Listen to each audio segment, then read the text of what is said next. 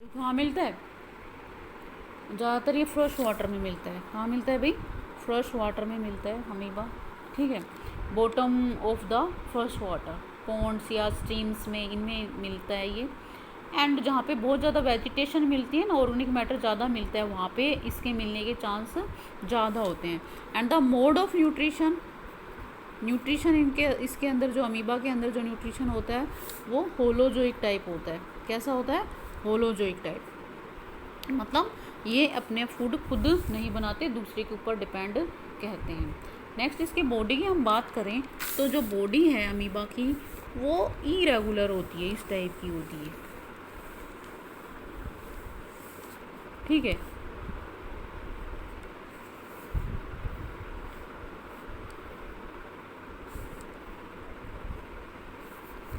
एक contractile vacuole होता है इसके पास, जो ऑस्मो रेगुलेशन में हेल्प करता है। ठीक है, एक फूड वैक्यूल होता है जो फूड लेने के बाद फूड को डाइजेस्ट करने में हेल्प करता है। ये इसका न्यूक्लियस होता है सेंटर में। ठीक है, और ये साइड में क्या निकले होते हैं? सूडोपोडिया, जो इसको चलने में हेल्प करते हैं। ठीक है, एंड कुछ एक क्रिस्टल इसके पास प्रेजेंट होते हैं इसके इसमें साइटोप्लाज्म में। एंड पूरे साइटोप्लाज्म को हम दो पार्ट्स में डिवाइड कर देते हैं अमीबा के।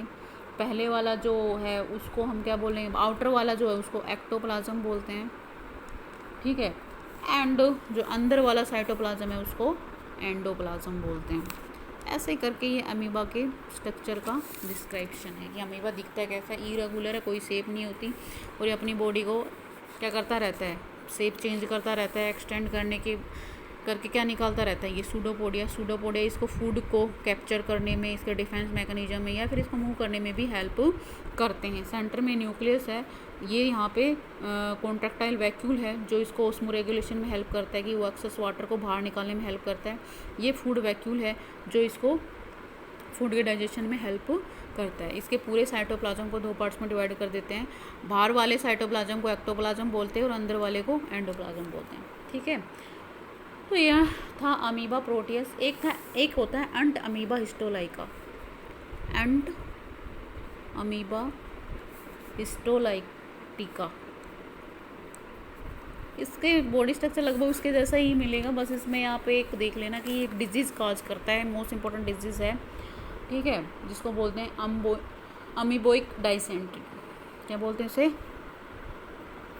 बोइक डाइसेंट्री डिजीज़ का नाम है, या फिर अमीबोएसिस डिजीज़ बोलते हैं। ठीक है, ये हमारी इंटेस्टाइन का जो लार्ज पार्ट होता है ना, लार्ज इंटेस्टाइन होती है, उसके ऊपर अटैक करती है, ऊपर वाले पार्ट में। ठीक है, जिससे हमें अब्डोमिनल पेन होने जाती है, लूज मोशन हो जाते हैं। लूज मोशन भी गन से जो खूनी दस्त जिनको बोलते हैं ना, वो वाले ब्लड आता है उनमें। ठीक है, तो इससे ये इन्फेक्शन होता है। इसमें होता क्या है कि ये जो एंट अमीबा हिस्टोलाइटिका है ना, वो एक एंजाइम रिलीज करता है जिसका नाम है हिस्टोलाइसिन। क्या नाम है? हिस्टोलाइसिन एंजाइम। ये जो लार्ज इंटेस्टाइन है ना, उसकी मुकस मेम्ब्रेन के ऊपर जाके अटैक करता है, जिसकी वजह से ये सब इन्फेक्शन होता है और ब्लीडिंग होती है। ठीक है, तो ये था एंट अमीबा हिस्टोलाइटिका के बारे में। नेक्स्ट हमारे पास जो आता है वो आता है, कौन सा आता है हमारे पास? स्पोरोजोन की जो थर्ड प्रोटोजोन प्रोटिस्ट का टाइप है। कौन सा आता है? Sporozoans protist. जो स्पोरोजोन प्रोटिस्ट हैं ये एंडोपैरासाइट होते हैं। ठीक है, एंड पाथोजेनिक होते हैं। ये सारे के सारे कैसे होते हैं? एंडोपैरासाइट। एंडोपैरासाइट का मतलब होता है कि बॉडी के अंदर, पैरासाइट मतलब किसी लिविंग बॉडी के अंदर रहेंगे, एंडो का मतलब है तो बॉडी के अंदर होते हैं, लिविंग बॉडी। ठीक है, and inside the body of organism, inside the body of an organism. एक होता है एक्टोपैरासाइट। एक्टोपैरासाइट मतलब बाहर बॉडी की सरफेस के ऊपर रहना। एंडोपैरासाइट का मतलब होता है बॉडी के अंदर रहना। तो ये तो अंदर रहेंगे। और ज़्यादातर कैसे होते हैं? पाथोजेनिक होते हैं। पाथोजेनिक मतलब डिजीज़ काज करते हैं। ये क्या काज करते हैं ह्यूमन के अंदर? डिजीज़ काज करते हैं। नेक्स्ट कैरेक्टरिस्टिक्स जो है वो स्पोरोजोन प्रोटिस्ट की वो यही है कि द मोड ऑफ न्यूट्रिशन जो होगा, मोड ऑफ न्यूट्रिशन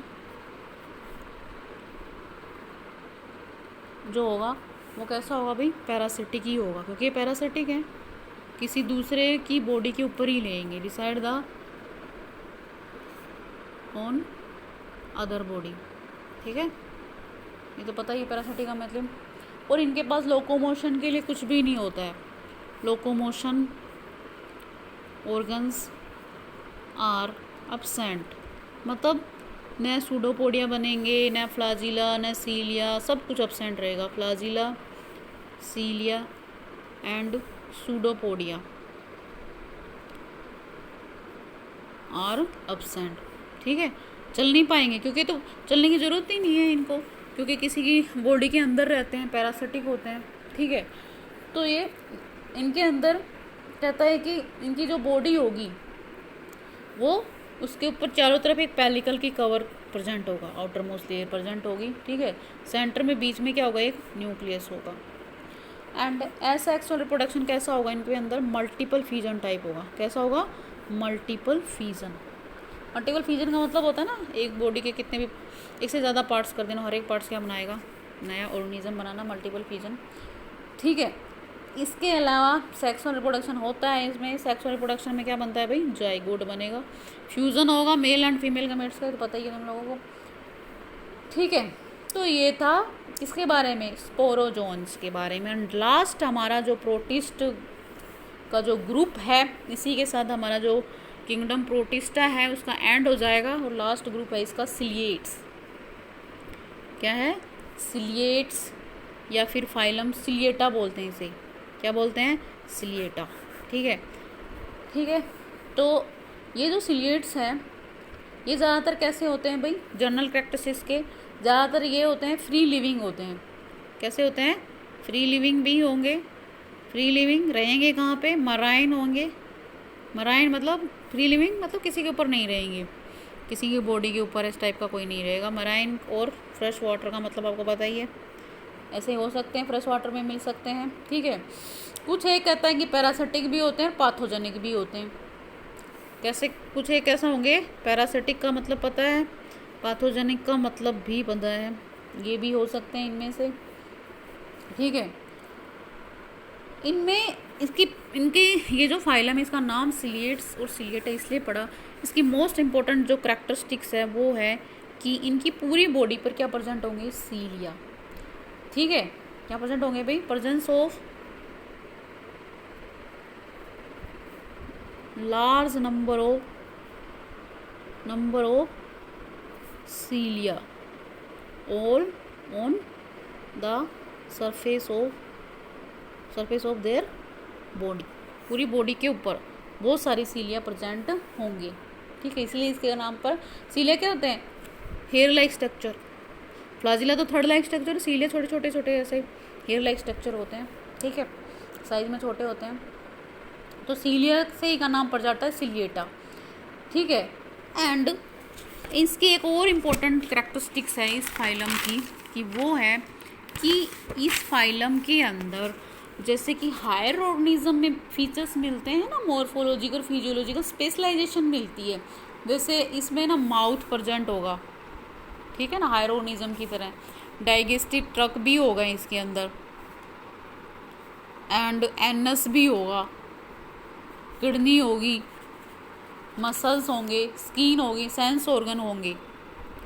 ठीक है, हायर ऑर्गेनिज्म का करैक्टर में ये बराबरी करता है, मतलब उनके जैसे इसके करैक्टर्स के अंदर प्रेजेंट देखने को मिलते हैं। ठीक है, इसलिए इसे क्या बोलते हैं? High degree of morphological physiological specialisation. मतलब हमारी बॉडी में एक स्पेशलाइजेशन आ जाती है ना, कि अलग अलग पार्ट्स होते हैं अलग अलग काम को करने के लिए। माउथ का अलग से काम है, स्टमक का अलग से काम है, लीवर का अलग से काम है। ऐसे ही इस पैरामीशियम में भी होता है कि अलग अलग ऑर्गन्स के अंदर प्रेजेंट होते हैं। ठीक है, और जो ये सीलिया प्रेजेंट होते हैं वो इसमें किस में हेल्प करती है? Cilia help in locomotion as well as in capture the food, locomotion में भी हेल्प करते हैं और फूड को कैप्चर करने में भी हेल्प करते हैं। न्यूट्रिशन जो होगा वो होगा होलोजोइक टाइप होगा। होलोजोइक का मतलब आपको पता ही है कि भाई ये अपना फूड खुद नहीं बनाते हैं, ठीक है। नेक्स्ट, अब मैं आपको एक स्ट्रक्चर बना के इसको समझा देती हूँ। सीलिया का स्ट्रक्चर मोस्ट इम्पोर्टेंट है, बनाना भी सीख लेना। इसका स्ट्रक्चर, सीलिया का जो स्ट्रक्चर होगा वो सिंपल है, ठीक है। सीलिया का जो स्ट्रक्चर होता है,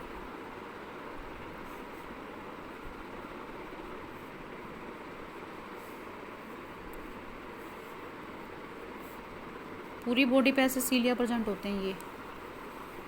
ये सीलिया है, पूरी बॉडी पे प्रेजेंट होंगे इसके।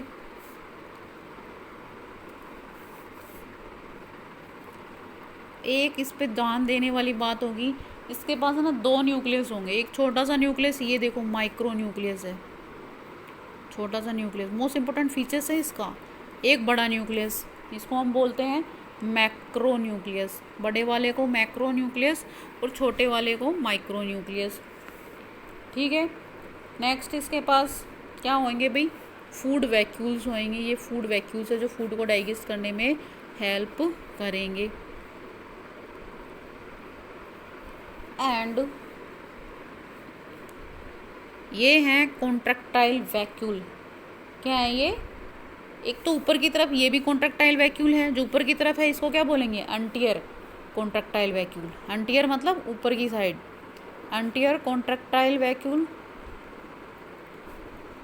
और पोस्टीरियर मतलब नीचे की साइड, पोस्टीरियर कॉन्ट्रैक्टाइल वैक्यूल, ठीक है। एंड इसकी जो बॉडी का जो कवर है उसको हम पेलिकल बोलेंगे। क्या बोलेंगे, पेलिकल्स, ठीक है। अब देखो ये जो है ना, इसका माउथ का काम करेगा, ठीक है। किसका काम करेगा, जैसे हमारा माउथ होता है ना, ये ओरल कैविटी होती है, ऐसे इसी के अंदर ही इसको ओरल ग्रूव बोलेंगे, ठीक है। अंदर वाली स्पेस को क्या बोलेंगे, वेस्टिबुल बोलेंगे, वेस्टिबुल। एंड यहाँ पे पूरी हमारी, जैसे हमारे अंदर वेक्कल कैविटी होती है ना, ऐसे इसके अंदर भी वेक्कल कैविटी बनती है। हमारे माउथ के अंदर होती है ना, ऐसे इसके अंदर भी बनती है। एंड ये जो हमारे माउथ को माउथ बोल देते हैं, इसको क्या बोल देते हैं हम, साइटोस्टोम, साइटोस्टोम, ठीक है। और ये फूड वैक्यूल, ये लास्ट वाला फूड वैक्यूल, ठीक है।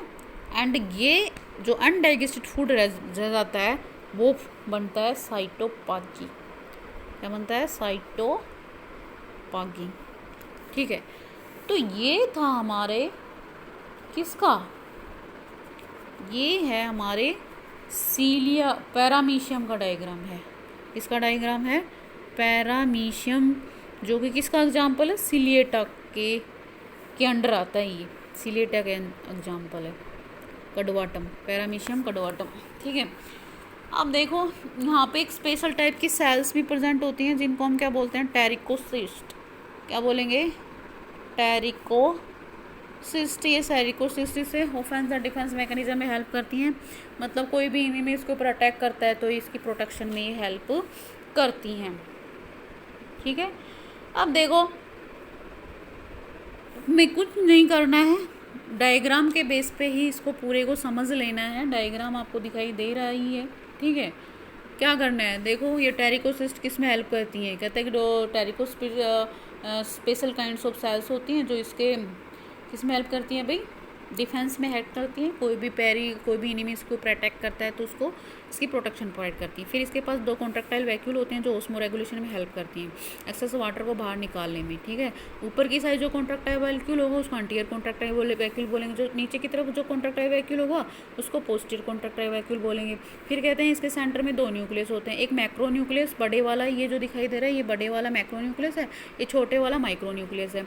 जो बड़े वाला मैक्रो न्यूक्लियस है वो इसके वेजिटेशन प्रोसेस में, मतलब वेजिटेटिव मेटाबॉलिक एक्टिविटीज़ में, जो वेजिटेटिव मतलब रिप्रोडक्शन से पहले जो एक्टिविटीज़ होती हैं उनको वेजिटेटिव मेटाबॉलिक एक्टिविटीज़ बोलते हैं।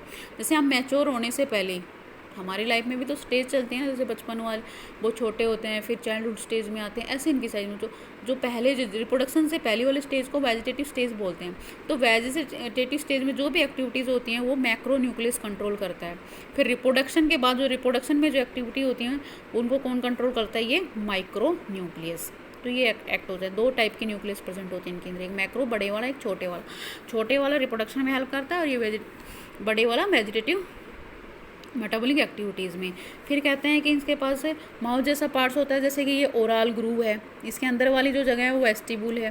फिर ये बक्कल कैविटी जब हमारे माउथ के अंदर होती है ना, ऐसे इसके बक्कल कैविटी ये फूड वैक्यूल बन जाता है, ठीक है। इस पार्ट को क्या बोलेंगे हम, साइटोस्टोम, ठीक है। और जो एक्सेस फूड होता है ना, अनडाइजेस्टेड फूड, वो इस सेल मेम्ब्रेन के साथ यहाँ पे आकर फ्यूज़ हो जाता है और यहाँ से फ्यूज़ होकर इस पर प्रेशर डालेगा और जो अनवांटेड फूड है वो बाहर भी निकल सकता है। इस चीज़ को हम क्या बोलते हैं, साइटोपैगी बोलते हैं, ठीक है। तो ये था हमारा फूड, ये फैट वैक्यूल है जिसमें फूड जो चला जाने के बाद इसमें फूड को डाइजेस्ट करने में ये हेल्प करते हैं। तो ये पूरा था हमारा, और ये सारे के सारे क्या हैं, सीलियाँ, छोटे छोटे हेयर लाइक स्ट्रक्चर दिखाई दे रहे हैं। इसी की वजह से इसका नाम क्या पड़ा है, सीलिएट्स ग्रुप या सीलिएटा। इसके अंदर जो एग्जाम्पल है, एक तो पैरामीशियम, ये मेन तो है ही, इसके अलावा जो वोर्टिसेला है